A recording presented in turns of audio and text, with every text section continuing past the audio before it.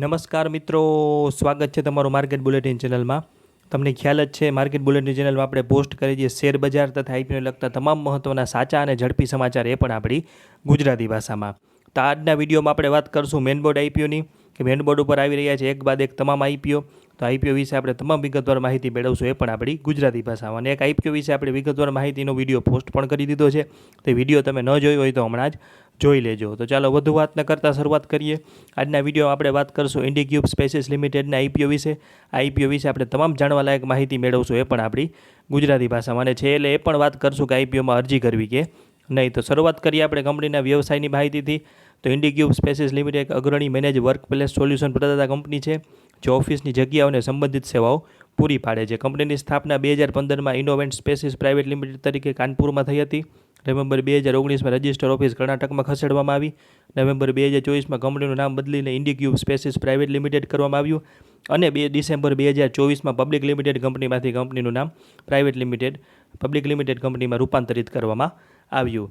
વાત કરીએ કંપની, તો કંપની માટે કંપની સ્પેસિસ એન્ટરપ્રાઇઝીસ માટે મોટી કોર્પોરેટ ઓફિસોથી લઈ અને નાની બ્રાન્ચ ઓફિસ સુધીની સુવિધાઓ સોલ્યુશન પ્રદાન કરે છે. તેઓ ફક્ત જગ્યા જ નહીં, પરંતુ ઇન્ટિરિયર સુવિધાઓ અને વિવિધ વેલ્યુ એડેડ સર્વિસોને જોડીને કર્મચારીઓને કાર્યસ્થળના અનુભવને પણ પરિવર્તિત કરે છે.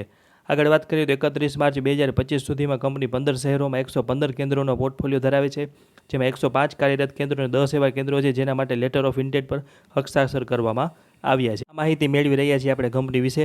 આ કેન્દ્રો 8.40 મિલિયન ચોરસ ફૂટ સુપર બિલ્ટઅપ એરિયા જેટલી જગ્યા ધરાવે છે, જેમાં કુલ 1,86,719 લોકોની બેઠક ક્ષમતા છે.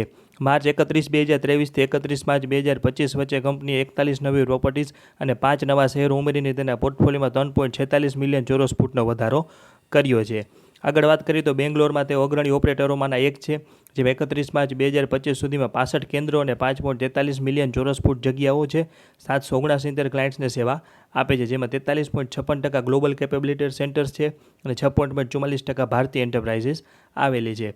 વાત કરીએ પેબેક પીરિયડની, તો પેબેક પીરિયડ માત્ર 24.87 મહિના છે, જે અપેક્ષિત 47થી 48 મહિના કરતાં ઘણો ઓછો છે. મૂડી ખર્ચ પ્રતિ ચોરસ ફૂટ 1507 રૂપિયા છે, જે સામાન્ય મેનેજ ઓફિસના 2400 પ્રતિ ચોરસ ફૂટ કરતાં ઓછો છે. કુલ આવક નાણાકીય વર્ષ 2023માં 601 કરોડથી વધીને નાણાકીય વર્ષ 2025માં 1102 કરોડ થઈ છે, જે 35.44%ના CAGRની વૃદ્ધિ દર્શાવે છે. અને 31 માર્ચ 2025 સુધીમાં ઓક્યુપન્સી રેટ 86.50%, કેપિટલ એમ્પ્લોય પર વળતર એટલે કે ROC 34.21% અને કેશ ઇબીટા માર્જિન 10.81% ઉપર છે, જે મજબૂત નાણાકીય સ્થિતિ દર્શાવે છે. કંપની એક રીતે તમે જુઓ તો લોસમાં બતાવે છે, કારણ કે તેને એકાઉન્ટિંગ ધોરણના હિસાબે, પણ કેપિટલ એમ્પ્લોય કે ઇબીટા માર્જિનના ધોરણે કંપની પ્રોફિટમાં છે. હવે વાત કરીએ આઈપીઓના ટાઈમ ટેબલની, તો આઈપીઓ પણ 23 જુલાઈએ શરૂ થાય છે અને 25 જુલાઈએ પૂર્ણ થશે. શેરની ફેસ વેલ્યુ રહેશે ₹1 પ્રતિ શેર અને ભાવ રહેશે 225થી 237 રૂપિયા પ્રતિ શેર. કર્મચારીઓ માટે ₹22 પ્રતિ શેર ડિસ્કાઉન્ટ રાખેલું છે અને લોટ સાઇઝ છે 63 શેરની. આઈપીઓની કુલ સાઇઝ છે 700 કરોડ, જેમાં ફ્રેશ ઇસ્યુ છે 650 કરોડનો, ઓફર ફોર સેલ છે 50 કરોડની. એન્કર બુક 22 જુલાઈને રોજ આવશે. વાત કરીએ કેટેગરી ડિટેલ્સની, તો રિટેલર માટે 10%, કારણ કે કંપની લોસમાં છે. રિટેલર માટે 10%, બીડ લોટ 63 શેરની અરજી કરવાની રહેશે. એપ્લિકેશનની અમાઉન્ટ થશે 14,931 અને રિટેલર માટે ફક્ત 46,782 અરજીઓ નામત રાખવામાં આવેલી છે. સ્મોલ એચએનઆઈ કોટાની વાત કરીએ તો 882 શેરની અરજી કરવાની રહેશે. રકમ થશે ₹2,09,434 અને 1671 અરજીઓ સ્મોલ એચએનઆઈ કોટામાં નામત રાખવામાં આવેલી છે. વાત કરીએ બિગ એચએનઆઈની, તો 4,221 શેરની અરજી કરવાની રહેશે. રકમ થશે ₹10,377 અને 3342 અરજીઓ અનામત રાખવામાં આવેલી છે. હવે વાત કરશું પરિણામની, તો 31 માર્ચ 2023 601 કરોડના રેવન્યુ સામે 198 કરોડની ચોખ્ખી નુકસાની. 31 માર્ચ 2024 867 કરોડના રેવન્યુ સામે 341 કરોડની ખોટ. અને 31 માર્ચ 2025 1102 કરોડના રેવન્યુ સામે ₹139ની ખોટ. એક રીતે જોવો તો રેવન્યુ વધે છે, પણ તેની સામે કંપની નુકસાનમાં છે, પણ નુકસાનમાં સતત ઘટાડો કરવાની કંપની પ્રયાસ કરી રહી છે. હવે વાત કરીએ કંપની શા માટે લોસમાં છે. એના મુખ્ય કારણ છે કે જે કંપની લોસમાં ધકેલી છે તેના ખર્ચાઓ એટલે કે એક્સપેન્સીસ, જે તેની કુલ આવક કરતાં ઘણા વધારે છે. સૌથી વધુ આવકનો હિસ્સો ક્યાં જાય છે, તો આપણે જે આરએચપીમાં આપેલી વિગતો મુજબ કંપનીની આવકનો સૌથી મોટો હિસ્સો ડેપ્રિસિએશન અને એમોર્ટાઇઝેશન ખર્ચ અને ફાઇનાન્સ ખર્ચમાં જાય છે. હવે આગળ વાત કરીએ કેશ ફ્લો સ્ટેટમેન્ટની. આવી માહિતી હજુ સુધી તમને ગુજરાતીમાં કોઈ પણ જગ્યાએથી નહીં મળી હોય તો ચેનલને જલ્દીથી સબસ્ક્રાઇબ કરી. આપ જે સ્ક્રીન ઉપર જોઈ રહ્યા છો તે કંપનીનું કેશ ફ્લો સ્ટેટમેન્ટ છે.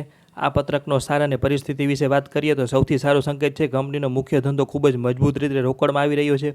દર વર્ષે 323 કરોડથી વધીને 611 કરોડ દર્શાવે છે કે તેમનું બિઝનેસ મોડેલ કાર્યક્ષમ છે અને આવક પેદા કરવામાં સક્ષમ છે. વાત કરીએ મુખ્ય પડકારોની તો કંપની મોટા પાયે વિસ્તરણ કરી રહી છે, રોકાણ પ્રવૃત્તિઓમાં રોકડ વાપરે છે અને નાણાકીય જવાબદારીઓ પણ પૂરી કરી રહી છે. ફાઇનાન્સિંગ પ્રવૃત્તિઓમાં પણ કંપની રોકડ વાપરે છે. આ બંને પ્રવૃત્તિઓ મોટી રોકડ બહાર જાય છે. પરિણામે આ મોટા ખર્ચાઓના કારણે ભલે કંપની તેના ધંધામાંથી સારી રોકડ કમાતી હોય પણ વર્ષના અંતે તેની પાસે પૂરતી રોકડ બચતી નથી અને તે બેંક ઓવરડ્રાફ્ટમાં રહે છે. એટલે કંપની પોતાની દૈનિક જરૂરિયાતો પૂરી કરવા માટે બેંક પાસેથી ટૂંકા ગાળાની લોન લેવી પડે છે.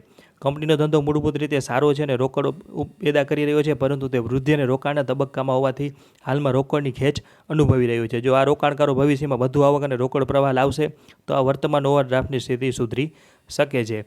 હવે આઈપીઓમાં અને આરએચપીમાં એક કેપિટલ સ્ટ્રક્ચરમાં સીસીપીએસનો એક મુદ્દો મહત્વનો છે. તો આ મુદ્દા વિશે આપણે ચર્ચા કરીએ તો 10થી 15 મિનિટ ફક્ત એક મુદ્દામાં જ જોઈએ, પણ તમારા માટે આપણે ટૂંકમાં માહિતી લાવીએ છીએ, એ પણ આપણી ગુજરાતી ભાષામાં. તો ચેનલને જલ્દીથી સબસ્ક્રાઇબ કરી નાખો અને વિડીયોને લાઇક કરજો. વાત કરીએ સીસીપીએસના મુદ્દાની તો સીસીપીએસનું આખું નામ થાય કમ્પલસરી કન્વર્ટેબલ પ્રેફરન્સ શેર્સ, એટલે કે તો આ સીસીપીએસ બાબત નાણાકીય પત્રકોમાં થોડો ગૂંચવાડો ઊભો કરી શકે છે. તો શા માટે ઊભો કરી શકે તેના વાત કરીએ તો આ ગૂંચવાડો હિસાબી નિયમોના કારણે એટલે કે એકાઉન્ટિંગ સ્ટાન્ડર્ડ્સના કારણે ઊભો થાય છે. સામાન્ય રીતે શેર જેમ કે સામાન્ય શેરને કંપનીની માલિકીનો ભાગ ગણવામાં આવે છે કે માલિક એટલે કંપની પોતાનું ભંડોળ, લોન અથવા દેવું, જવાબદારી એટલે કંપની બીજાને ચૂકવવાના પૈસા. સીસીપીએસમાં સમસ્યા એ છે કે તેમાં દેવા અને માલિકી બંનેના લક્ષણો હોય છે. દેવા જેવા લક્ષણો હોય છે કે તેમને નિયત દરે ડિવિડન્ડ મળે છે અને અમુક ચોક્કસ સમયે તે ફરજિયાતપણે શેરમાં રૂપાંતરિત થાય છે. જો રૂપાંતર નહીં થાય તો અમુક જવાબદારીઓ ઊભી થાય છે. છેવટે તો તે શેરમાં રૂપાંતરિત થવાના જે કંપનીનો માલિકીનો ભાગ બની શકે છે. ઇન્ડિક્યુની બાબતમાં શું થયું છે તો નાણાકીય વર્ષ 2024માં કંપનીએ તેના સીસીપીએસને નાણાકીય જવાબદારી તરીકે દર્શાવ્યા, એટલે કે તેમને દેવાની જેમ ગણ્યા. જ્યારે કોઈ વસ્તુને જવાબદારી તરીકે દર્શાવવામાં આવે ત્યારે તેનું વ્યાજબી મૂલ્ય એટલે કે ફેર વેલ્યુ એટલે કે અત્યારની બજારનું મૂલ્ય નક્કી કરવું પડે છે. જો આ વ્યાજબી મૂલ્યમાં વધારો થાય એટલે કે કંપની પરની જવાબદારી વધે તો તેને નુકસાન લોસ તરીકે હિસાબમાં નોંધવું પડે અને આ નુકસાન રોકડમાં ચૂકવતો નથી, પરંતુ તે કંપની નફા નુકસાન પત્રકમાં અધર એક્સપેન્સ હેઠળ બતાવાય છે. પરિણામે નાણાકીય વર્ષ 2024માં વ્યાજબી મૂલ્ય પરના નુકસાનના કારણે અન્ય ખર્ચાઓમાં મોટો ઉછાળો જોવા મળ્યો. આ જ કારણ હતું કે કંપનીનો લોસ ખૂબ મોટો દેખાતો હતો. હવે વાત કરીએ નાણાકીય વર્ષ 2025. લગભગ આવી માહિતી તમને હજુ સુધી કોઈ ચેનલ ઉપરથી નહીં મળી હોય કે વોટ્સઅપ ગ્રુપ ઉપરથી પણ નહીં મળી હોય. તો વાત કરીએ નાણાકીય વર્ષ 2025ની તો કંપની તેના સીસીપીએસને ફરીથી વર્ગીકૃત એટલે રીક્લાસિફિકેશન કર્યા અને તેમને ઇક્વિટી શેરનો ભાગ દર્શાવ્યો, એટલે કે હવે તેમના દેવા નહીં પણ કંપનીની માલિકીનો ભાગ ગણ્યો. પરિણામે એકવાર તેમને ઇક્વિટી તરીકે ગણવામાં આવ્યા પછી તેમને વ્યાજબી મૂલ્યમાં થતા ફેરફારો પર કોઈ નુકસાન નોંધવાની જરૂર નથી. આથી નાણાકીય વર્ષ 2025માં આ ખર્ચ શૂન્ય થઈ ગયો, જેના કારણે અન્ય ખર્ચાઓમાં નોંધપાત્ર ઘટાડો જોવા મળ્યો અને કંપનીનો એકંદરે લોસ પણ ઘટી ગયો. હવે વાત કરીએ આઈપીઓ લાવવાના મુખ્ય કારણોની તો આપણે જેમ આગળ વાત કરી કે કુલ આઈપીઓ સાઇઝ છે 700 કરોડની, જેમાં ફ્રેશ ઇસ્યુ છે 650 કરોડનો અને ઓએફએસ છે 50 કરોડની. વાત કરીએ 650 કરોડના ઉપયોગની તો નવા કેન્દ્રોની સ્થાપના માટે મૂડી ખર્ચ કરશે કંપની 462 કરોડનો. આ રકમનો ઉપયોગ નવા ઓફિસ કેન્દ્રો જેમ કે મોટા કોર્પોરેટ હબ્સ કે નાના બ્રાન્ચ બોક્સ બનાવવા, સુધારવાને તેમાં જરૂરી ઇન્ફ્રાસ્ટ્રક્ચર ઊભું કરવા માટે આ પૈસાનો ઉપયોગ કરવામાં આવશે અને કંપની દ્વારા લીધેલા ચોક્કસ દેવાની સંપૂર્ણ અથવા આંશિક ચૂકવણી માટે 93 કરોડનો ઉપયોગ કરવામાં આવશે. આ રકમનો ઉપયોગ કંપની અગાઉ લીધેલી અમુક લોનને સંપૂર્ણપણે અથવા તેનો અમુક ભાગ વહેલા ચૂકવી દેવા માટે કરવામાં આવશે. દેવું ઘટાડવાથી કંપની ઉપર વ્યાજનો બોજ ઓછો થશે અને તેની નાણાકીય સ્થિતિ સુધરી શકે છે અને બાકીના પૈસા સામાન્ય કોર્પોરેટ હેતુઓ માટે વાપરવામાં આવશે, પણ કુલ મળેલી રકમના 25%થી વધુ નહીં હોય.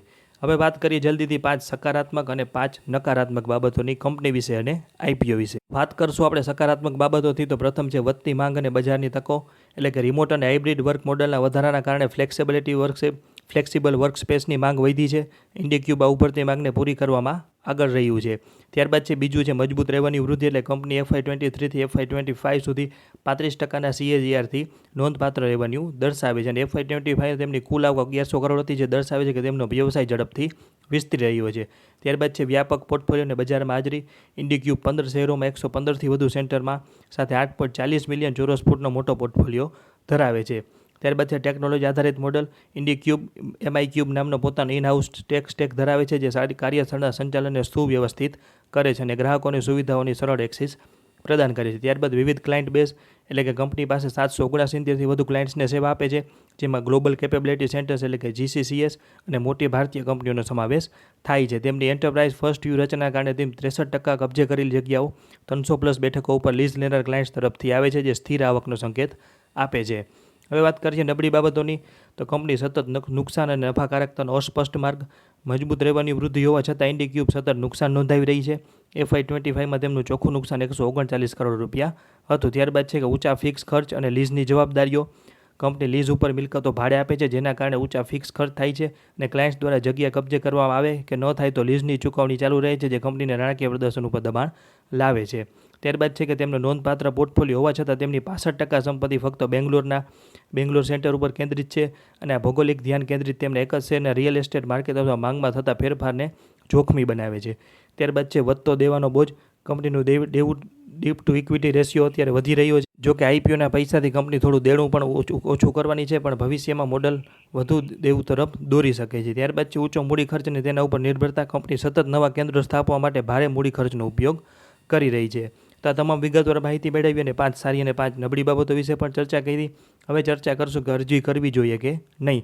તો કંપનીની અનેક સારી અને નબળી બાબતોનો અભ્યાસ કર્યા બાદ આઈપીઓમાં અંતે એવું પરિણામ આવે છે કે આઈપીઓ સાઇઝ મોટી છે, પણ કંપની નુકસાનીમાં હોવાથી રિટેલર માટે 10% મત રહેશે, જેથી એલોટમેન્ટના ચાન્સ અતિ મર્યાદિત છે. ડિસ્કાઉન્ટમાં લિસ્ટિંગ થવાની શક્યતા નહીવત છે, એટલે તે કોઈ ચિંતા કરવાની જરૂર નથી. પણ મર્યાદિત મૂડીવાળા મિત્રો અથવા જોખમ ન લેનારા મિત્રો આઈપીઓને સ્કીપ પણ કરી શકે છે. અને થોડું જોખમ લેનારા મિત્રો 7%થી 11% આસપાસના સારાથી મધ્યમ લિસ્ટિંગ નફા માટે અરજી કરી શકે છે. અમે અંગત રીતે આઈપીઓમાં અન્ય આઈપીઓમાં ફંડનું એલોકેશન કરતાં જો ફંડ વધશે તો રિટેલર કોટામાં અરજી કરીશું. અને આપણે એ પણ છેલ્લે એક વિડીયો બનાવશું કે 4 કે 5માંથી જે કોઈ પણ આઈપીઓ આવશે તેમાંથી કઈ આઈપીઓને પ્રાથમિકતા આપવી અને કઈ આઈપીઓમાં અરજી કરવી. તો ચેનલને જરૂરથી સબસ્ક્રાઇબ કરી લો, જેથી જે વિડીયો તમે ચૂકશો નહીં. ત્યારબાદ તમારા મિત્રો એક ખાસ નોંધ લેવી કે સ્ટોક માર્કેટમાં રોકાણ જોખમને આધીન છે. આ કોઈ ખરીદ વેચાણની સલાહ નથી કે ટ્રેડિંગ ટિપ્સ નથી. આ વિડીયોમાં આપેલી માહિતી RHP ઉપરથી લીધી છે અને આ વિડીયો બનાવવા પાછળ અમારો કોઈ અંગત ફાયદો નથી. કોઈપણ પ્રકારનું રોકાણ કરતાં પહેલાં કે આઈપીઓમાં એપ્લાય કરતાં પહેલાં આપણે નાણાકીય સલાહકારની સલાહ લેવી જરૂરી છે. તો આ વાત કરીએ આપણે ઇન્ડિક્યુબ લિમિટેડના મેઇનબોર્ડ આઈપીઓ વિશે. તમને તમામ માહિતી આપી એ પણ આપણી ગુજરાતી ભાષામાં. જો આવી માહિતી તમને અન્ય કોઈ જગ્યાએથી મળી હોય તો ચેનલને અનસબસ્ક્રાઇબ કરી નાખજો, નહીં તો આપની ફરજ સમજીને ચેનલને સબસ્ક્રાઇબ કરજો અને જલ્દીથી આપણે 10,000 સબસ્ક્રાઇબર પૂર્ણ થઈ જાય તેમાં સહયોગ કરજો. આભાર.